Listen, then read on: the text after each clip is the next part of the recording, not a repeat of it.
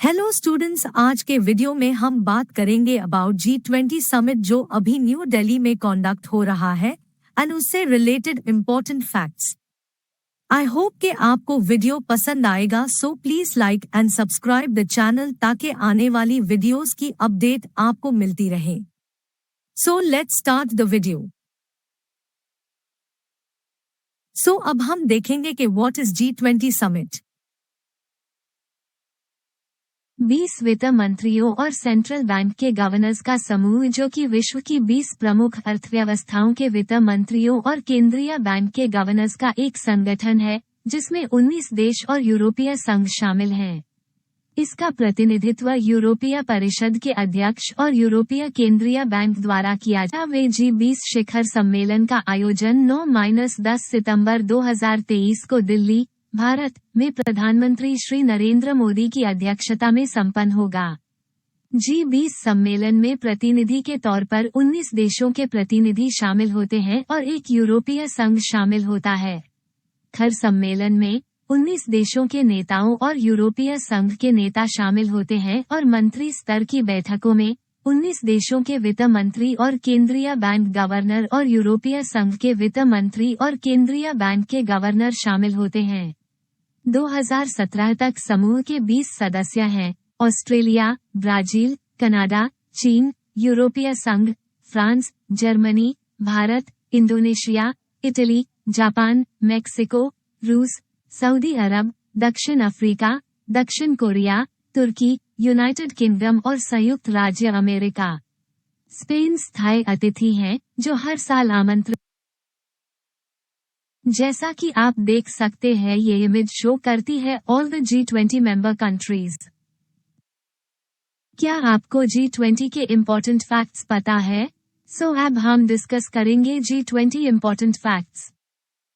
भारत की G20 presidency के दौरान प्रधानमंत्री नरेंद्र मोदी ने बिजनेस टुडे के एक विशिष्ट साक्षात्कार में विभिन्न विषयों पर बात की। उन्होंने G20 देशों के बीच मानव केंद्रित विकास की ओर एक स्थानांतरण को बढ़ावा दिया, पुराने परिप्रेक्ष्य से नए दृष्टिकोणों की ओर बढ़ते विचारों की चर्चाएं हार्ज की। प्रधानमंत्री मोदी ने G20 की भूमिका को एक आशा के बिजली के तौर पर दर्शाया, जो वैश्विक दक्षिण की चिंताओं और आशाओं को प्रतिबिंबित करती है।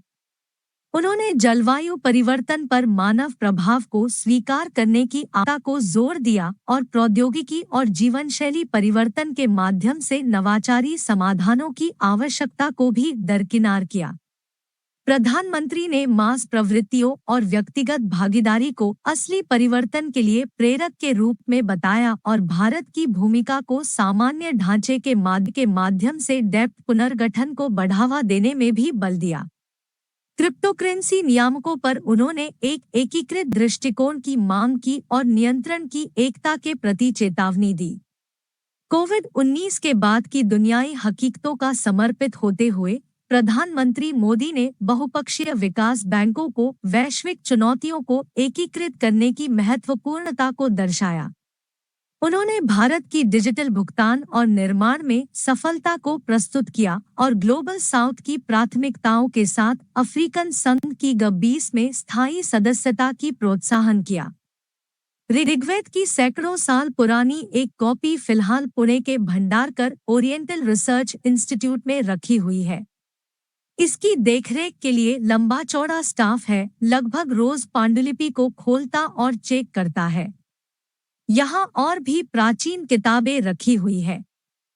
रखने के लिए किसी किताब को धुआं दिया जाता है तो किसी को केमिकल प्रोसेस से गुजारते हैं। ऋग्वेद को दुनिया की पहली पुस्तक और पहला धर्मग्रंथ माना जाता है। पीएम मोदी ने कहा, हेवम लोकसा हितमुखेति अत्यम नातिसु हेवम, अर्थात मानवता कल्याण और सुख सदैव सुनिश्चित किया जाए। 2500 साल पहले भारत की भूमि से 2500 से पहले विश्व को दिया गया था। उन्होंने भाषण की शुरुआत एक शिलालेख से की जो करीब 2500 साल पहले सम्राट अशोक द्वारा स्थापित किए गए स्तंभ पर लिखा है।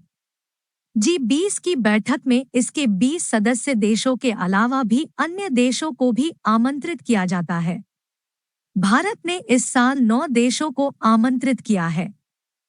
ये देश है बांग्लादेश, मिस्र, Mauritius, Netherlands, Nigeria, Oman, Singapore, Spain और यूएई। इसके अलावा United Nations, International Monetary Fund, World Bank, World Health Organization, World Trade Organization जैसे संगठन G20 में नियमित रूप से आमंत्रित किए जाते हैं। G20 भारत ने 2023 में G20 वार्ता के लिए 6 एजेंडा प्राथमिकताएं सामने रखी है।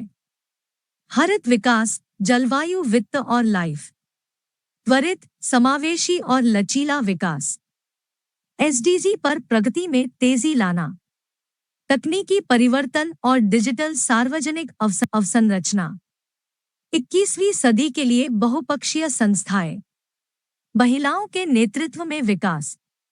नटराज की इस प्रतिमा का वजन 19 टन है और इसकी ऊंचाई 22 फुट है।